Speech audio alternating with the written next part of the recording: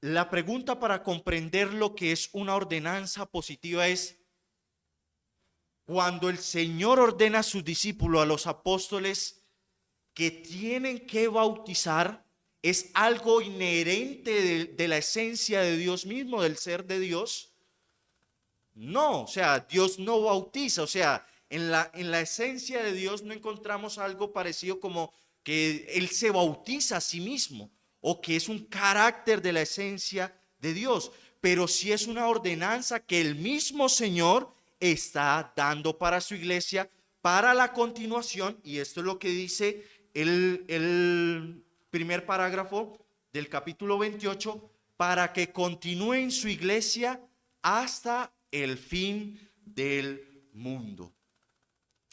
Ahora, ¿quién es el autor de estas ordenanzas? Dice, han sido positiva y soberanamente instituidas ¿por quién? Por el Señor Jesús. Dice, ¿por qué nosotros debemos entender la esencia o la noción de estas ordenanzas? Y cuando nosotros decimos que su autor es el Señor Jesús, nosotros condenamos el tradicionalismo. Estas ordenanzas tienen mucho peso en sí mismas. ¿Por qué? Porque no es una cuestión en donde debemos hacerlo como el tradicionalismo, que es algo inherente, algo que se hace sin tener conciencia de estas cosas, sino que es la misma autoridad del Señor Jesús quien está ordenando todas estas cosas. Las dos instituciones se nos aparece en los evangelios: la cena del Señor y el bautismo. Estas son las dos instituciones o las dos ordenanzas que nosotros tenemos, basados en ¿qué? En el Nuevo Testamento. Y vamos a ver que Jesús, cuando ordena estos dos elementos, estos dos actos, el bautismo y la cena del Señor, Él apela ¿a qué? A su propia autoridad. Ok, vamos un poco más adelante.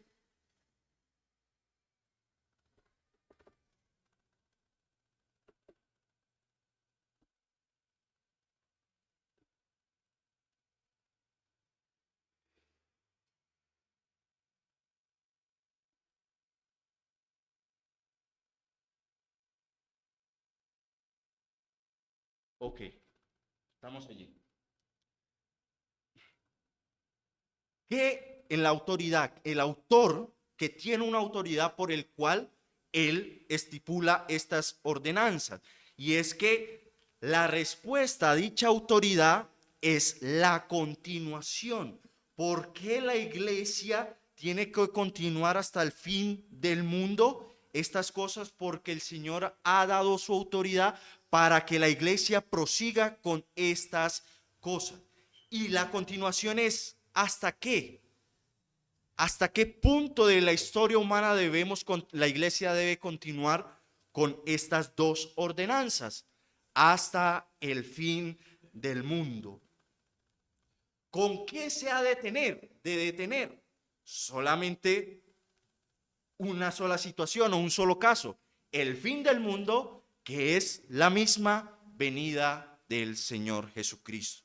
Y es que cuando nosotros vemos el contexto de estas dos ordenanzas, el bautismo dice en Mateo capítulo 28, por tanto, id y haced discípulos a todas las naciones, bautizándolos en el nombre del Padre y del Hijo y del Espíritu Santo, enseñándoles que guarden todas las cosas que os he mandado. Y he aquí, yo estoy con vosotros todos los días, ¿hasta qué? Hasta el fin del mundo. Cuando nosotros entendemos que el bautismo es una señal de esto mismo, de ese establecimiento de la autoridad de Dios, y el bautismo es lo que vamos a ver en el capítulo 29, y la cena del Señor son estos signos del Evangelio. Y cuando nosotros vamos más adelante a estudiar la Cena del Señor, es esto mismo, contempla la continuación y la finalización del Evangelio. Y es que, ¿qué es lo que sucede con la Cena del Señor? Hay una mirada retrospectiva. Conmemoramos la muerte y el sacrificio de nuestro Señor Jesucristo, el cuerpo partido y la sangre derramada. Eso es lo que representa el pan y el vino. Pero también se nos dice por medio de las Escrituras que esto también es una muestra de esa esperanza prospectiva, del regreso de nuestro Señor Jesucristo. Ahora, el parágrafo 2. ¿Por quién han de ser administradas estas dos ordenanzas? Dice el parágrafo 2. Estas santas instituciones han de ser administradas solamente por aquellos que estén calificados y llamados para ellos, según la comisión de Cristo. Aquí cambio un poco el lenguaje. Haciendo una comparación con la Confesión de Westminster, la Confesión de Londres se separa un poco del lenguaje de la Confesión de Westminster y también se separa de la primera Confesión Bautista de 1644. ¿Por qué? Porque la Confesión de Westminster trata de ir a un punto de un clericalismo. ¿En qué sentido? En que solamente los pastores o lo que ellos llaman del presbiterio, los que son ordenados por el presbiterio, son los únicos que pueden dar una aplicación y administración del bautismo, del bautismo y de la cena del Señor. Pero también se separa del congregacionalismo pleno que estaba presente en la primera confesión de Londres de 1644. ¿Por qué? Porque en la primera confesión de Londres decía: todos los cristianos pueden administrar estas dos ordenanzas. O sea, que cualquier cristiano, cualquier persona, aún sin estar dentro de una congregación, puede administrar la Santa Cena o la Cena del Señor y el bautismo. Pero ¿qué es lo que nos está diciendo aquí nuestra confesión basado en las Escrituras? Que estas santas instituciones han de ser administradas solamente por aquellos que estén calificados y llamados para ellos según la comisión de Cristo. Y en este título se resumen: administradas solo por ¿quiénes? Los oficiales. Primera de Corintios, la confesión toma este pasaje para basar esta declaración. Primera de Corintios capítulo 4 versículos 1 y 2. Así pues, téngannos los hombres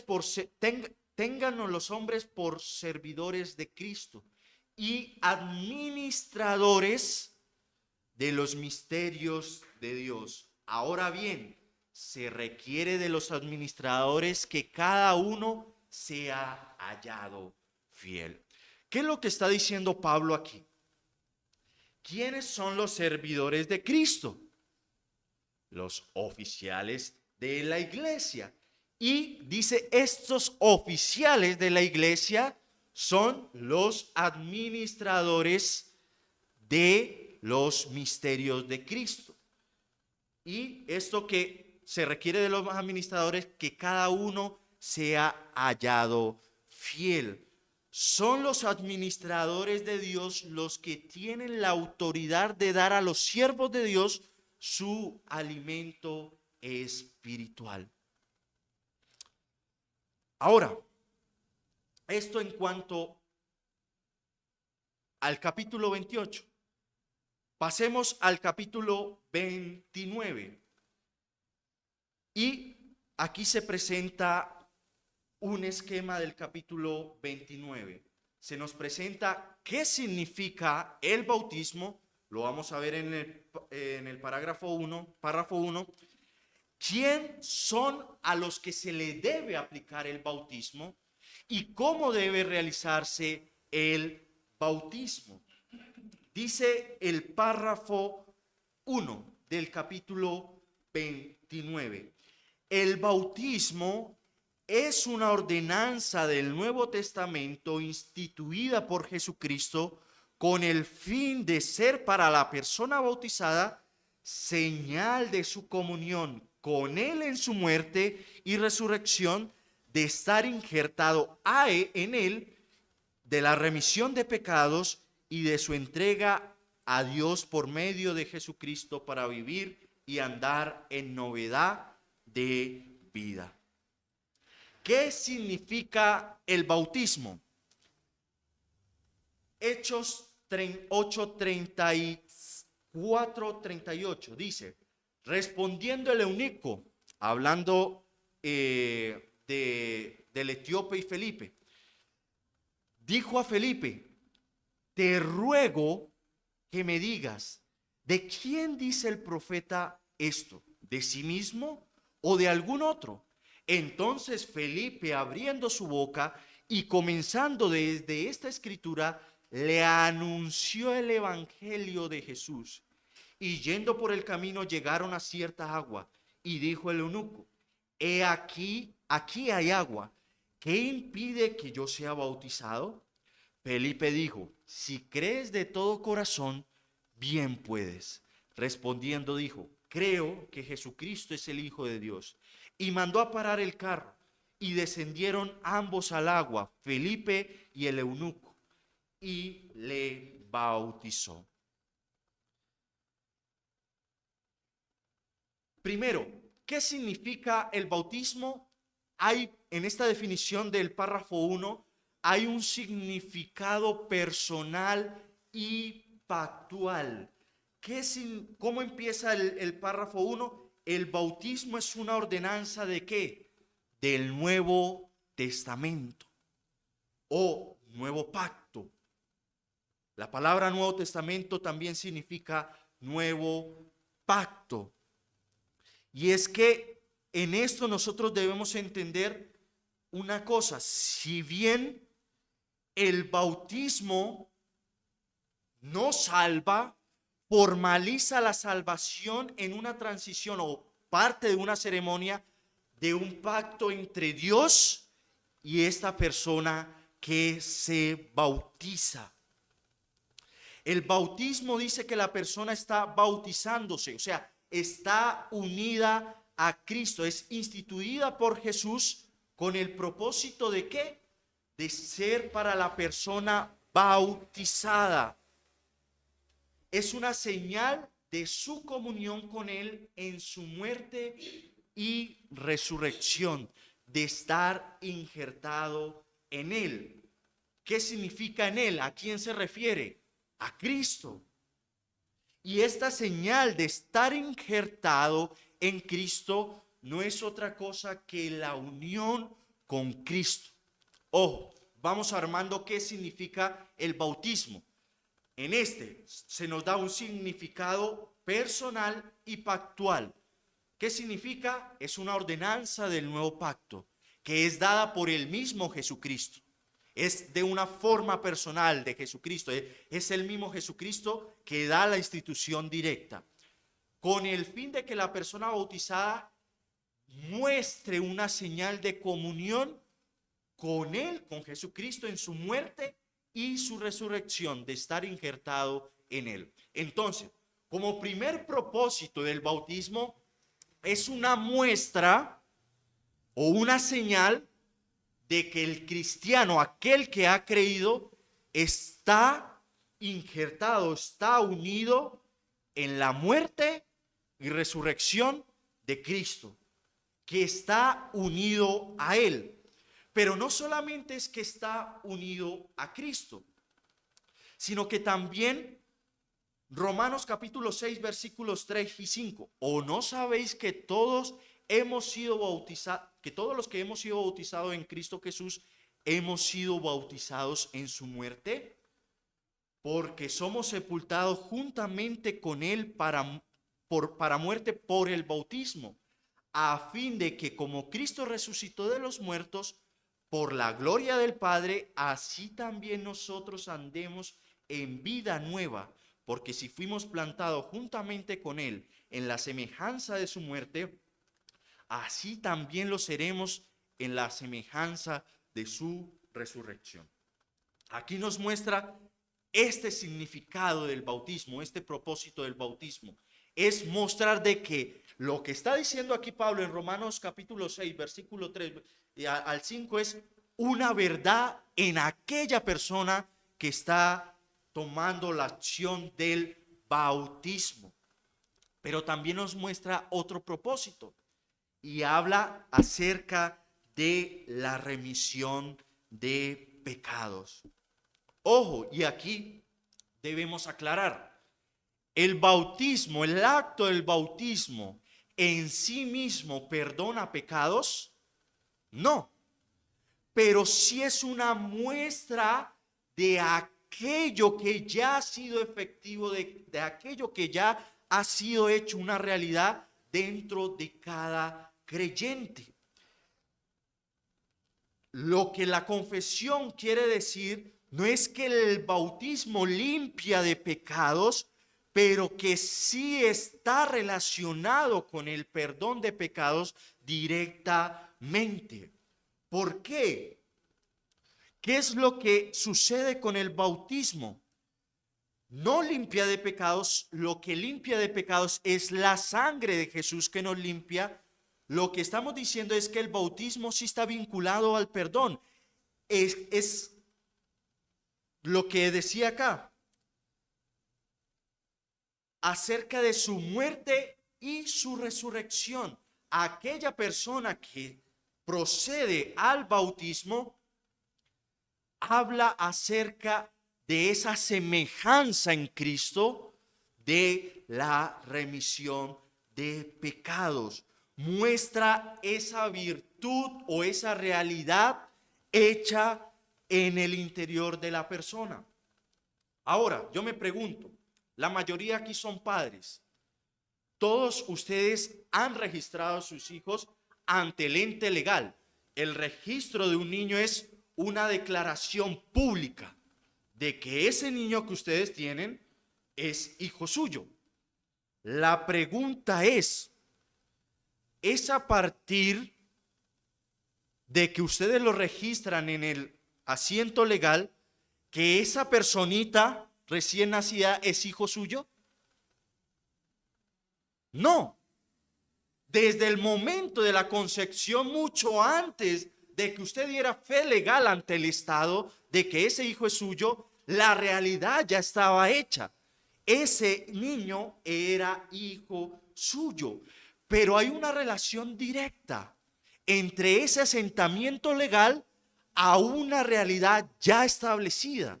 Y es que cuando usted asienta al niño en la registraduría, está declarando que ya sucedió un hecho, de que usted ya tiene un niño, la mujer ya ha parido, ha dado a luz un niño y lo registran, dan fe pública. Es un poco parecido a lo que se muestra acá. La muestra del bautismo es que esta persona, la persona que se está bautizando significa, o el propósito del bautismo es mostrar de que esta persona ya ha sido remitida de sus pecados.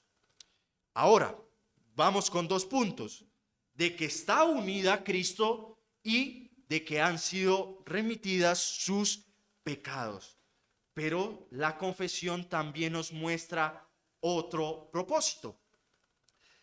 Y de su entrega por medio de Jesucristo y para vivir en novedad de vida. Romanos 6:4, volvemos.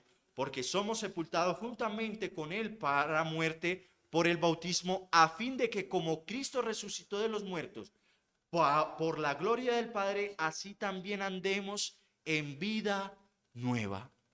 ¿Qué significa esto?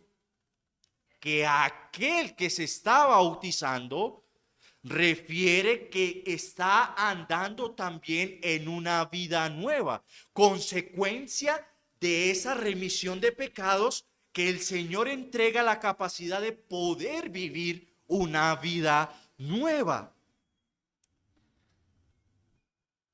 El bautismo es, por lo tanto, la expresión no verbal del evangelio que implica.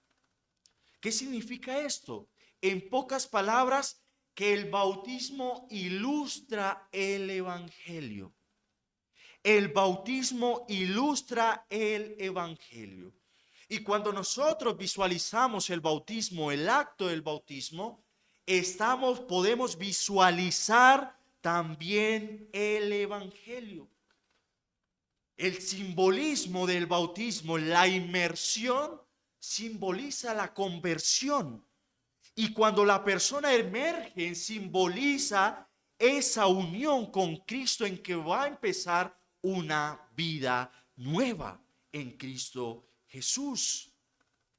Por lo tanto, el bautismo significa unión con Cristo, perdón de pecados y limpieza moral. Es allí donde nos preguntamos.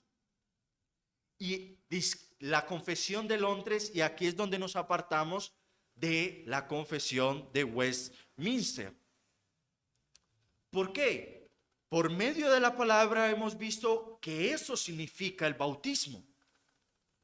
Ahora, ¿qué ha de suceder si esto significa el bautismo? De que la persona que está recibiendo esta ordenanza está unida con Cristo, se le ha sido perdonado los pecados y la limpieza moral.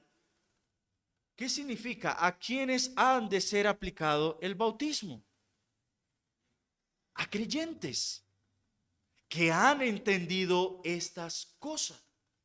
Es aquí donde la separación con nuestros hermanos presbiterianos que son paidobautistas, que bautizan niños,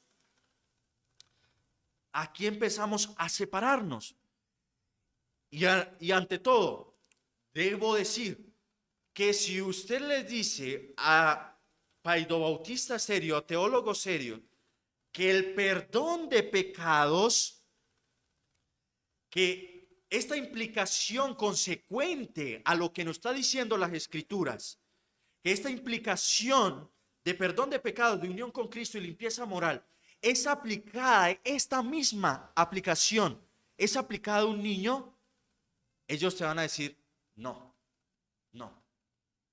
Ellos van a apelar a un sistema pactual porque no pueden aplicar esta misma esencia del bautismo aún a los niños. Por lo tanto, ellos tienden a aplicar tienden a redirigir el bautismo de infantes a una aplicación pactual, en donde se difiere con lo que el Nuevo Testamento se nos está diciendo acerca del bautismo.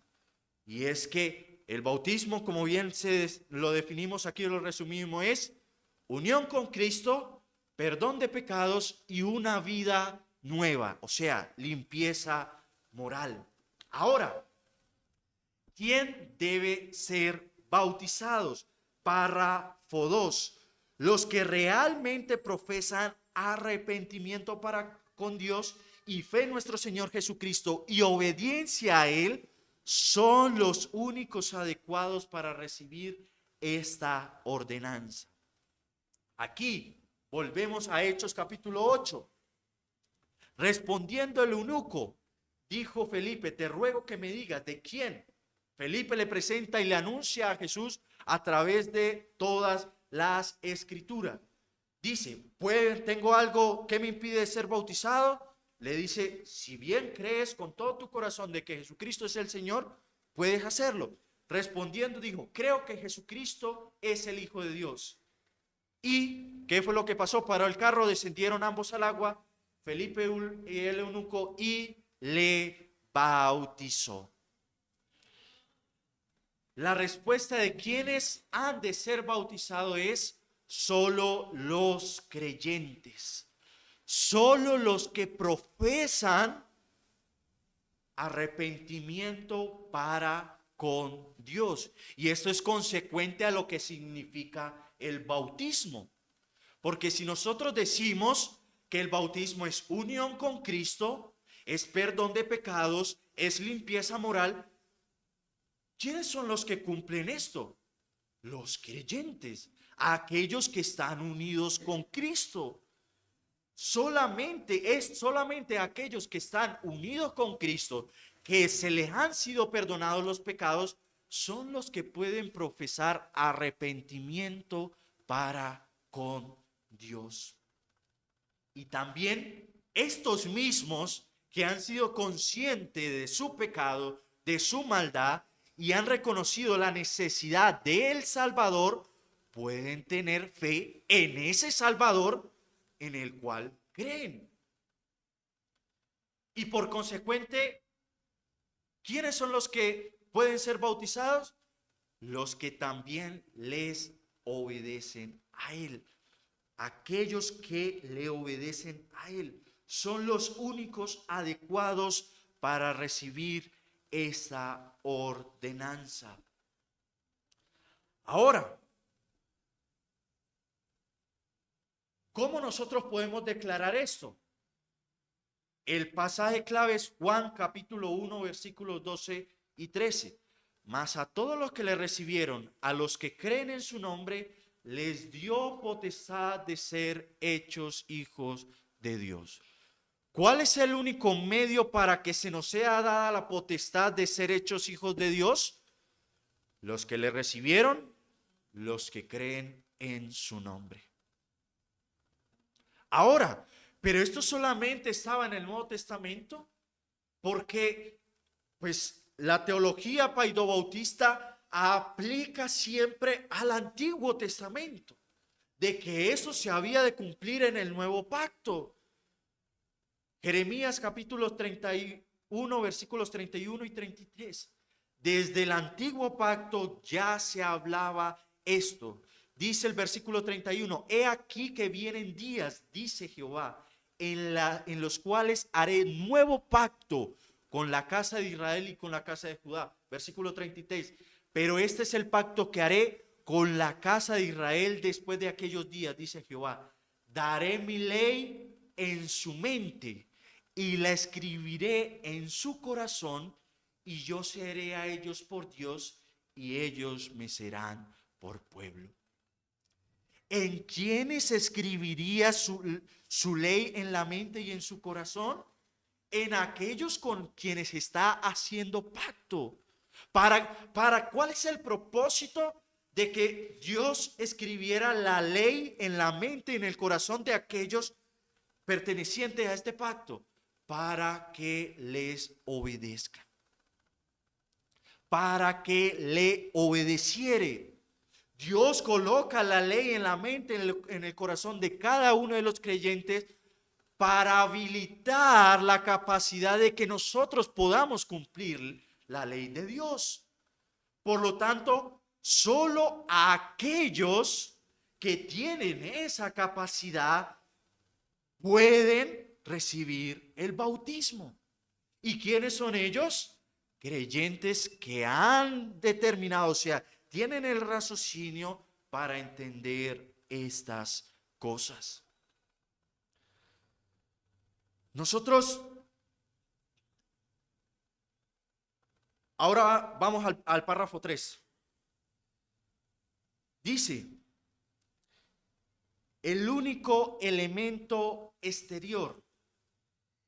El elemento exterior que debe usarse en esta ordenanza es que el agua, en el cual ha de ser bautizado la persona en el nombre de Cristo, en el nombre del Padre, del Hijo y del Espíritu Santo. El elemento que se utiliza para el bautismo, ¿cuál es? Ya ha sido prescrito en las Escrituras. Es el agua. el agua es el medio por el cual se utiliza, es una representación también de un agente limpiador. El agua es ese agente limpiador. Cuando nosotros vamos al Antiguo Testamento, la figura del agua en los ritos dentro del tabernáculo, ¿qué significaba el agua? Purificación. ¿Qué tenían que hacer todos los sacerdotes antes de entrar al tabernáculo? Limpiarse con agua. Y aun cuando iban a entrar al lugar santísimo, también tenían que limpiarse con agua. ¿Por qué? Porque este es un elemento purificador, un agente limpiador. El agua también simboliza esa purificación y perdón de pecados. Pero ahora, dice Mateo capítulo 3, yo a la verdad os bautizo en agua para arrepentimiento. Pero el que viene tras mí, cuyo calzado no soy digno de llevar, es más poderoso que yo. Él os bautizará en Espíritu Santo y fuego. Desde aquí se nos presenta que el elemento externo a utilizar para el bautismo es el agua. Ahora, ¿cuál es la fórmula? Y aquí puede haber mucha controversia. Nosotros en Colombia tenemos una de las iglesias más grandes que difieren, una de las denominaciones más grandes que difieren con la fórmula bautismal, y es la Iglesia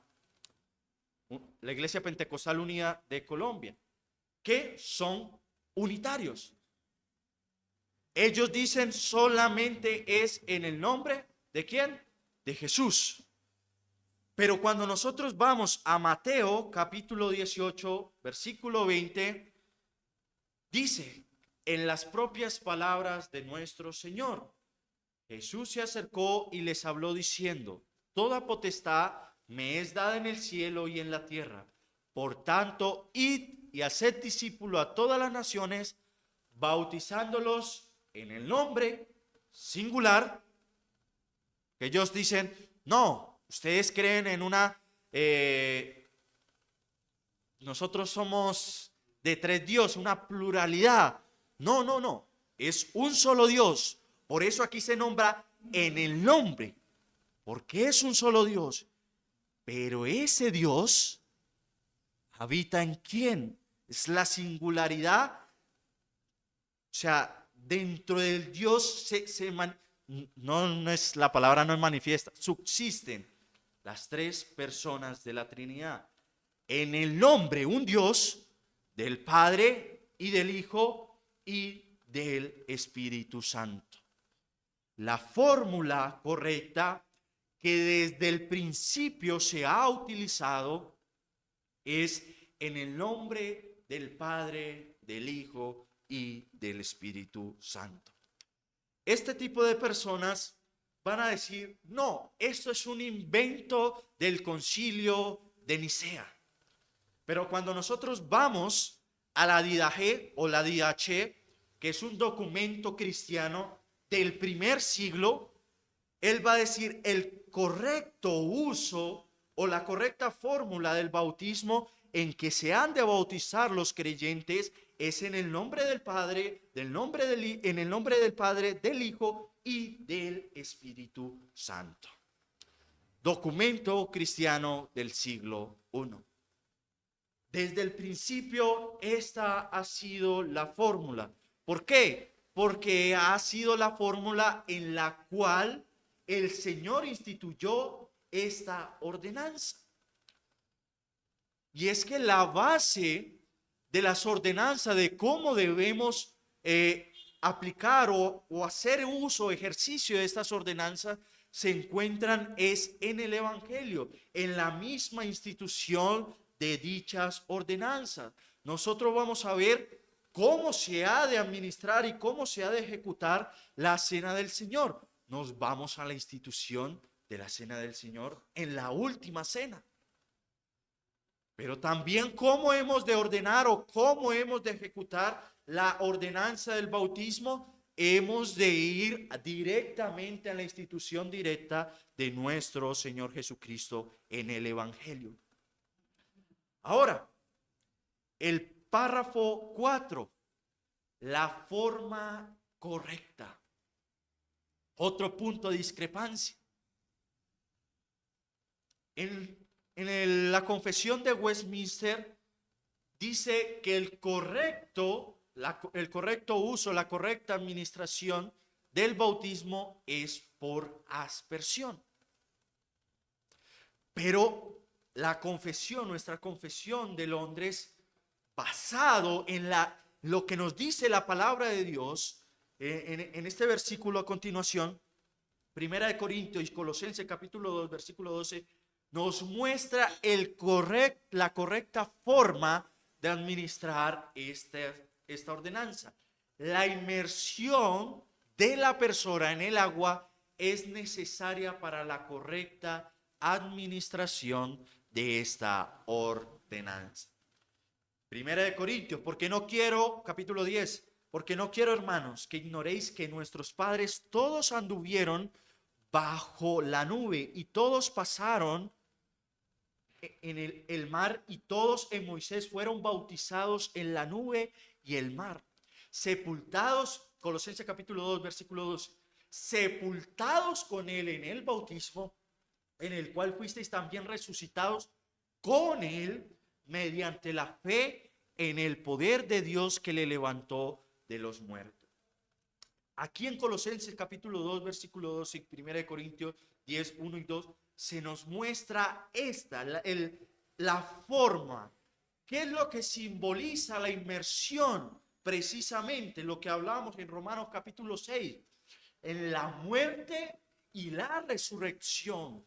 Por eso al hundir la persona simboliza el ser sepultados con Cristo, simboliza la muerte del Señor Jesucristo en la unión con Cristo, porque recordemos que el bautismo significa unión o representa unión con Cristo en la muerte y en la resurrección.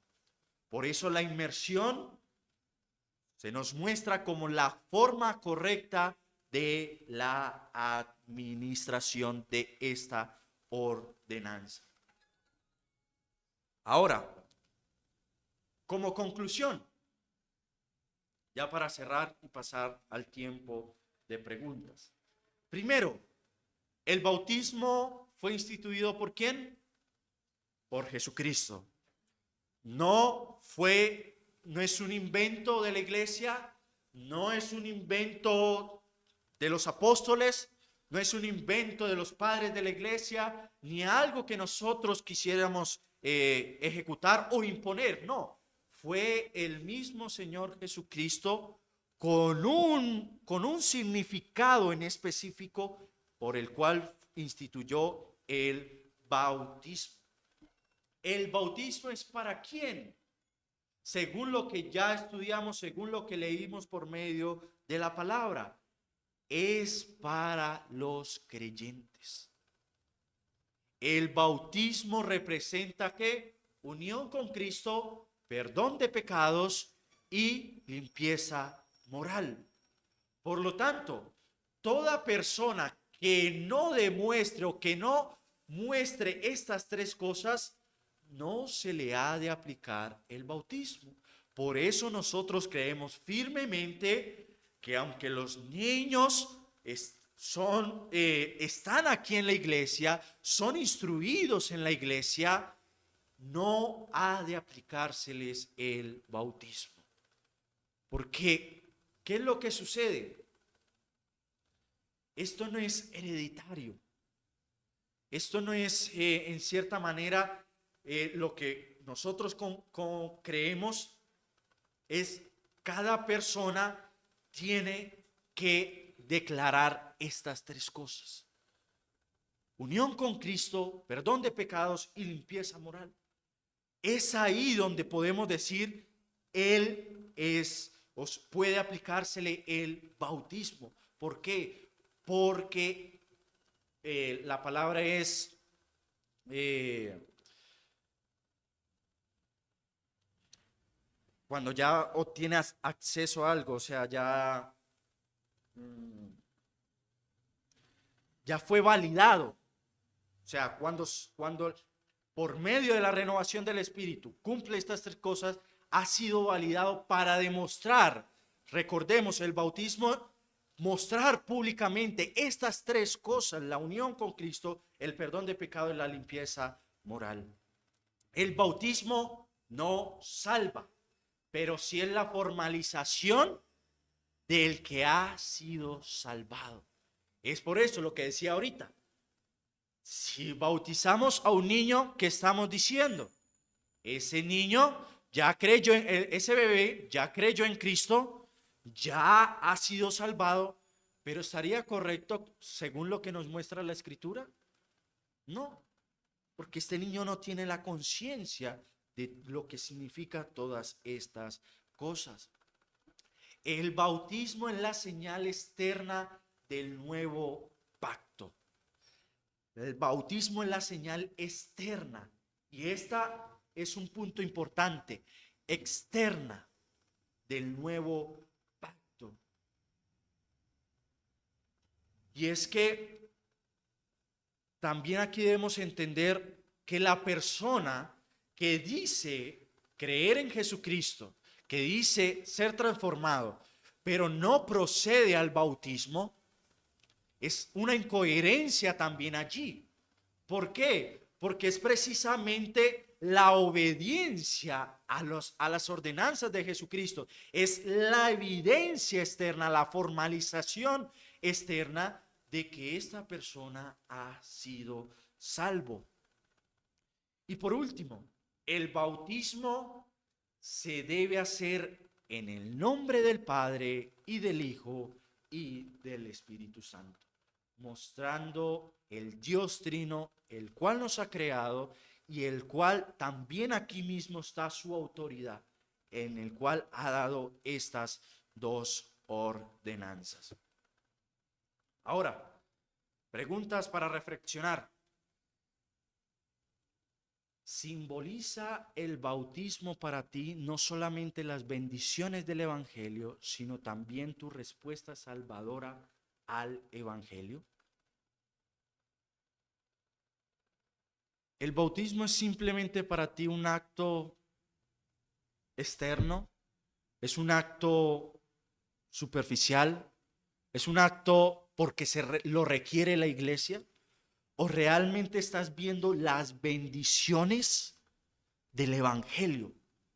Pero no solamente ver las bendiciones, sino también la respuesta salvadora del Evangelio. Esto es lo que representa el bautismo. Esto es lo que debemos meditar nosotros también, nosotros mismos, y cuando presentemos esta ordenanza o expliquemos esta ordenanza del bautismo, también meditar en ellos y hacer meditar a otro. Listo, mis hermanos. Esta fue el capítulo 28 y 29 de nuestra confesión de Londres de 1689. Oremos, y si hay alguna pregunta, la responderemos ahorita. Padre, te damos gracias por este momento de enseñanza. Gracias, Señor, porque tú eres el que nos guías, tú eres el que nos permites entender, oh Dios, todas estas cosas. Ayúdanos, Señor, siempre a reflexionar, siempre a estar constantemente meditando en tu palabra, siempre, Señor, revisándonos a nosotros mismos. Muchas veces nos creemos sabios en nuestra propia opinión, muchas veces, Señor, somos orgullosos, pero no permitas que ese espíritu altivo, Señor, en nosotros sea el que determine nuestra forma de pensar, nuestra forma de creer, sino que sea tu palabra, oh Dios, que nos sea guiando. Gracias, Señor, también por estos documentos que tú has permitido, que tú nos has concedido, Señor, como en la Confesión de Londres de 1689, porque allí, Señor, también tú has colocado hombres, tú has utilizado hombres, oh Dios, en la cual han podido comprender, Señor, estas verdades del Evangelio y han podido plasmarla y que son de bendición para nosotros, Señor, aún ya mucho tiempo después de que han muerto. Este documento también es de bendición para nosotros. Por lo tanto, Señor, te pedimos que seas tú guiándonos siempre en todo momento. En el nombre de Jesús, amén y amén. Preguntas, comentarios, aportes.